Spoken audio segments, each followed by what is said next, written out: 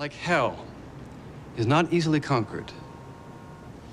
Yet we have this consolation with us, that the harder the conflict, the more glorious the triumph. Tom Paine wrote that in a pamphlet that helped rally Americans to the cause of liberty in those dark days of December 1776. We again face dark days. Our founding forefathers fashioned a government based on life, liberty, and the pursuit of happiness. Today, instead of life, we have a job. We have sometimes two jobs. Instead of liberty, we have crushing debt. And happiness, see, we work hard, husbands and wives, 10, 12 hours a day. We work weekends, and at the end of the week, we have less. We have less real income, less benefits, less time with our kids. The American dream used to be each generation was better off than the previous one. I mean, are you better off than your parents? Will your children be better off than you? We believe that our government has been sold to global corporations that are sucking the blood and the life out of this country. I mean, it's all right there in the newspapers what they're doing. NAFTA, illegal campaign contributions by foreign businessmen, the sale of foreign policy.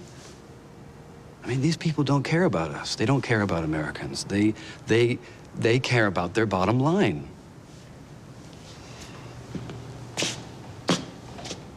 We are not common criminals. We are ordinary people, like you, with jobs and mortgages, who are willing to lay it all on the line because we are afraid of losing our freedom.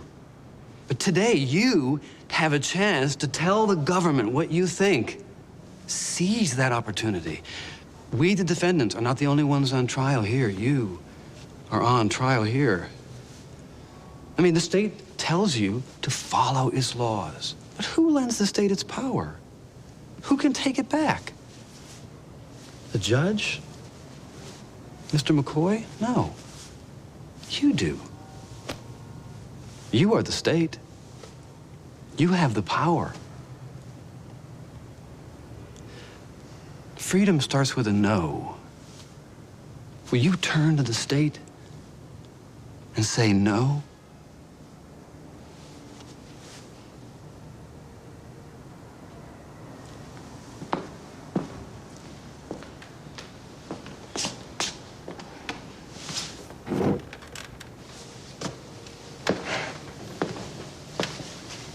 Okay.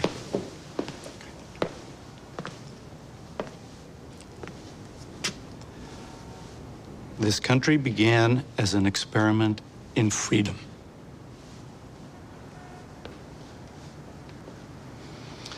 The foundation of that freedom is equality before the law.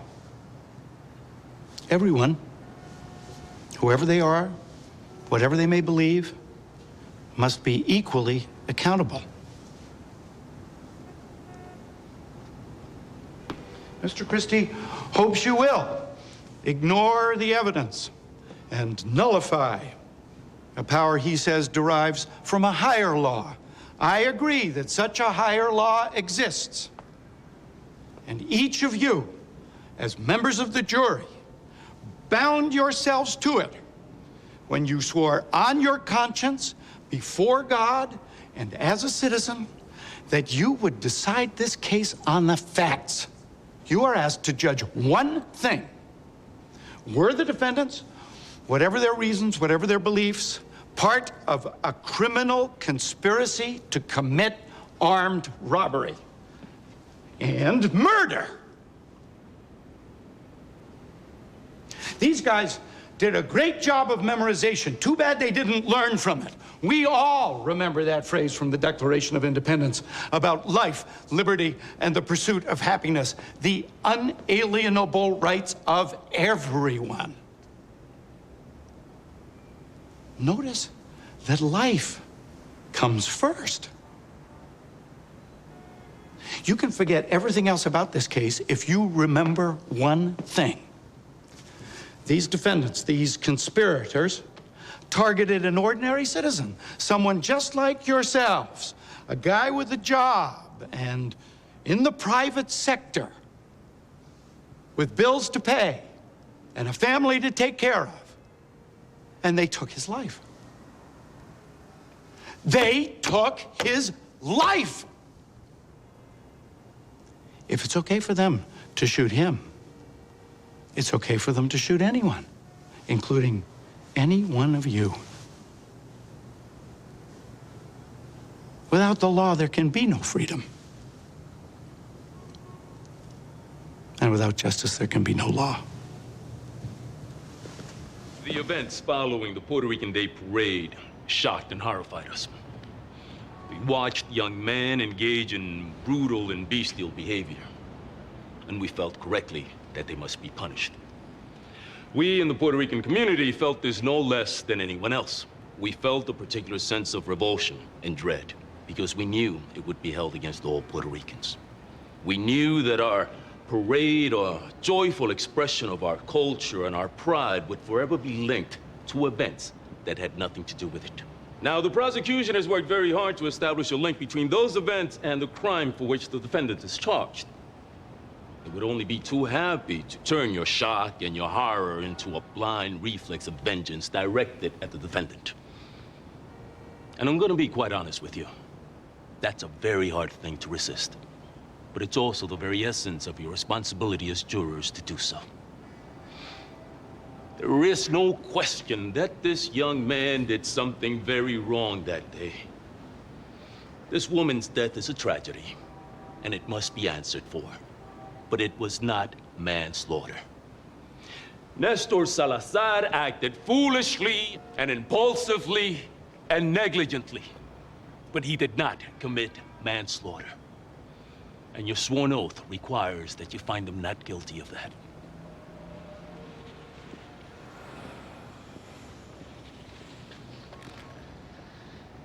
The defense would like you to see Nestor Salazar as a follower, a hanger-on, a timid, polite boy who was compelled to commit this horrible crime by the stronger personalities of his friends. They were the ones robbing the vendors and sexually assaulting the women, egging him on to commit an act of violence wholly uncharacteristic of him and accidental in nature.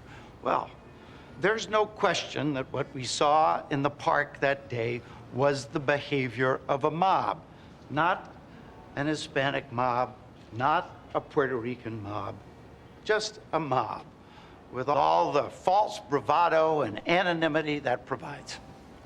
But a mob is made up of people. And we hold people responsible for the consequences of their actions. The consequence of the defendant's action is that a woman is dead. We can dispense with the discussion of who in this group was less of a bad person or more of a bad person. We must focus on what was done, on what he did. What happened that Sunday afternoon in Central Park in June was the suspension of civilization. This is when civilization gets restored. This is how it gets restored. Find him guilty of manslaughter.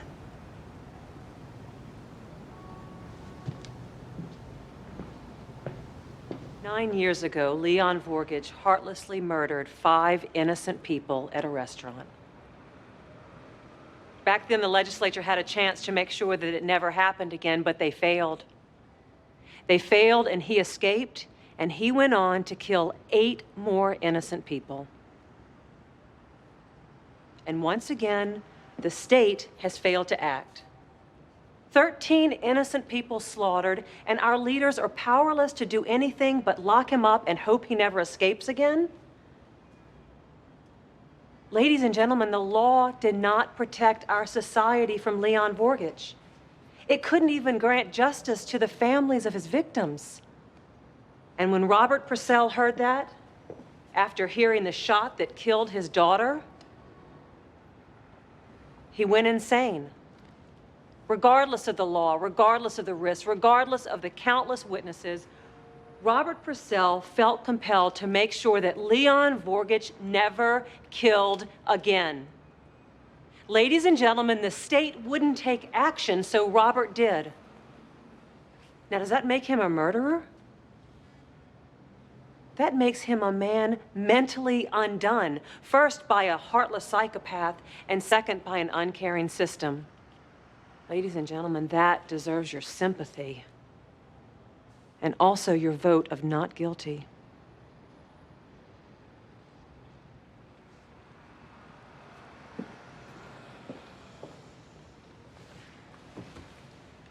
Vorgich was a monster.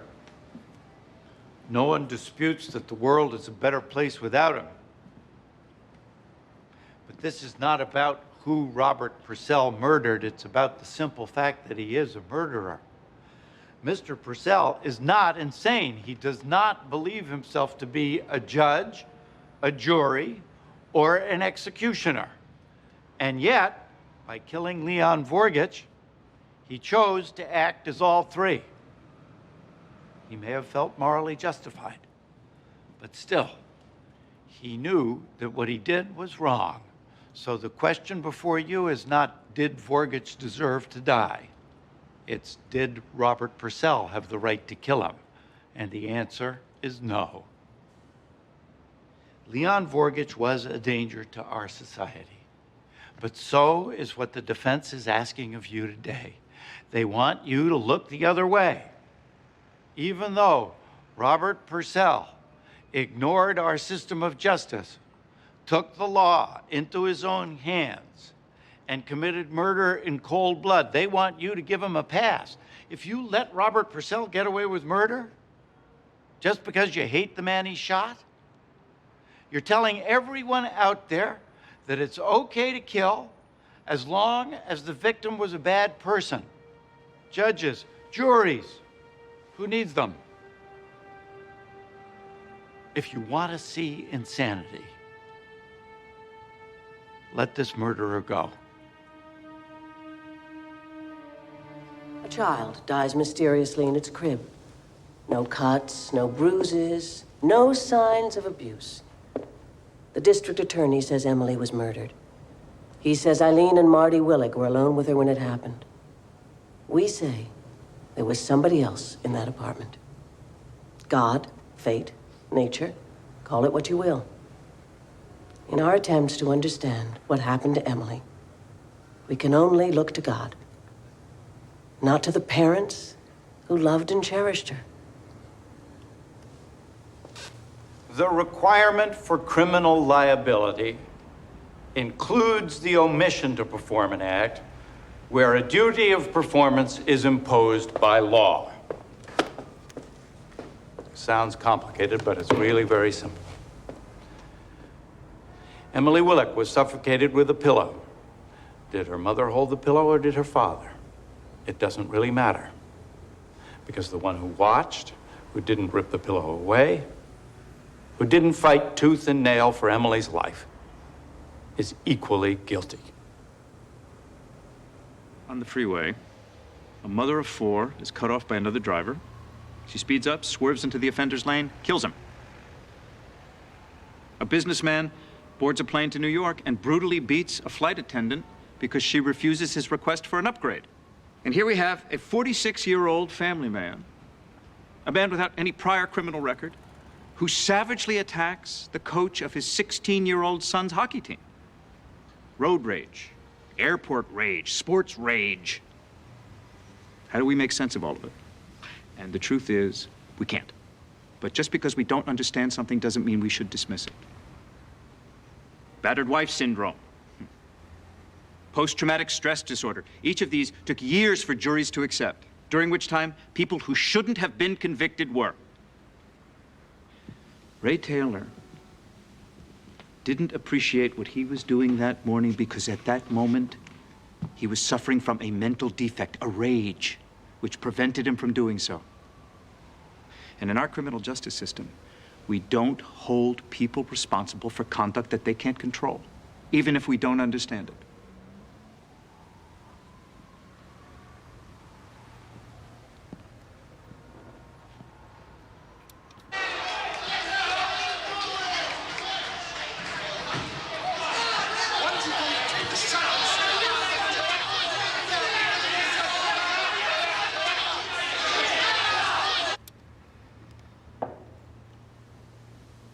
road rage, airport rage, sports rage. Add to that parent rage, office rage, employee rage. It might be nice to think of all this as the result of some new mental illness, but the truth is this kind of behavior has become ordinary, and to ask you to excuse it through the fiction of a new mental illness is just that, a fiction, because it certainly is not the law. The law says your right to rage stops at the other guy's nose. The defendant's right to be angry stopped the moment he raised his fists. It stopped the moment he struck Mr. Kreider, beat him, and left him for dead. You've just seen the video of this defendant at one of his son's hockey games, heard testimony of incidents in which the defendant allowed his anger to explode into violence. Are we to hold him responsible for none of this? Are we really prepared to create a society in which no one is responsible for controlling their anger and teach those lessons to our children?